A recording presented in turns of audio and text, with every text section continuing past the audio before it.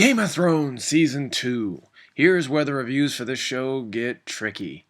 Talking about the next season over any show is hard to do because of having to reveal what has happened in Season 1, meaning spoilers.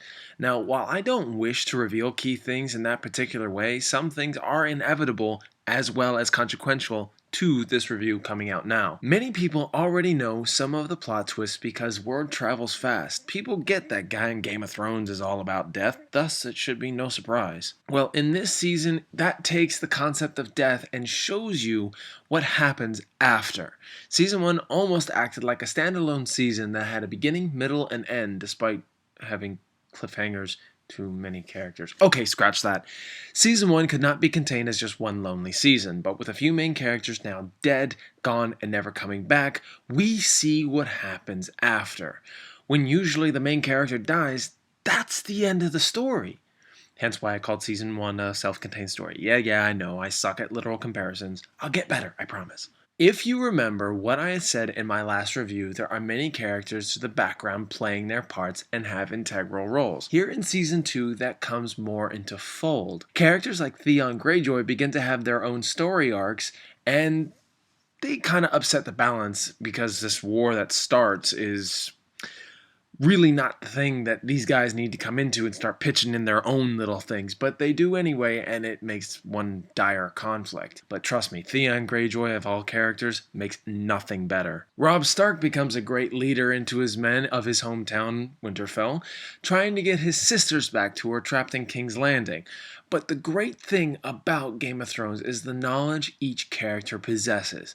It's what they're telling each other and what they're not telling one another. You just never know who's on the good side or the bad. There is always a shade of gray. Communication is stunted, withdrawn, upfront, or avoided. This is what Tyrion Lannister does best, and this is truly his season to shine, which he does when he becomes Hand of the King. To understand a little further about the communication, in this particular instance, since Robb is declaring war against the Lannisters to not only get his sisters back and make a trade-off because they have something that the Lannisters need, there's a lot the Starks don't know what's going on.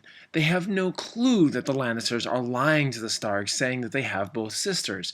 They only have Sansa, and Arya actually escaped when the siege happened, and she's getting off into trouble with various situations not working out for her as she tries to survive the world of Westeros. In the meantime, Robb is winning battles, but not quite making it through the war as things get complicated in his own fleet. They have a prisoner with them, Jaime. That's what the Lannisters want. They want Jaime, and they are willing to trade, but at what cost, since Jaime's being a nuisance for not only being a problem for the Starks, but the allies of the Starks. I had said that the moral consequences are high, and I meant it.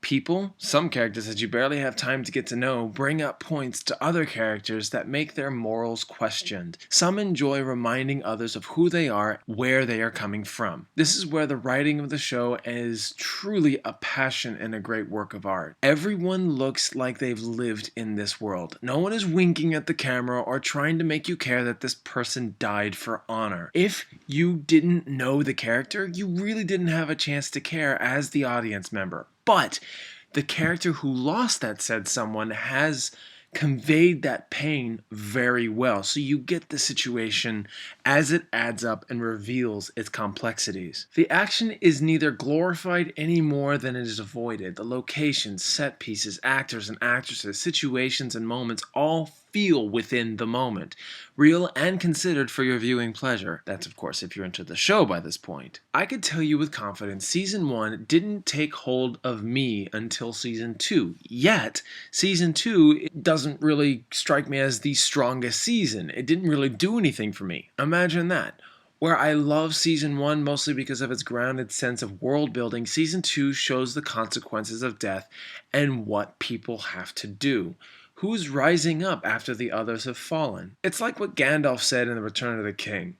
The board is set, the pieces are moving, and Season 1 was setting the board. Season 2, the pieces are definitely moving. Which brings me to the biggest thing about this season. more characters. I don't nearly have enough time to go through all the characters, but I'll have to mention some because they're important from the moment you meet them. Those characters are Brienne of Tarth, Stannis Baratheon, Melisandre, Roose Bolton, Ygritte, and pretty much the entirety of the family of Tyrells. And that's really the start, and there's plenty more to mention. If there's any gripes to Season 2, I could say it's the same slow burn as Season 1. But where Season 1 is slow, because they have so much to set up, Season 2 is equally doing the same thing. Nothing bad about it, but it counts for some very slow, intriguing character building. This is also where magic, from which I mentioned before, starts to seep through and having its way more into the plot. But it's few far in between, and you kind of wish there was more.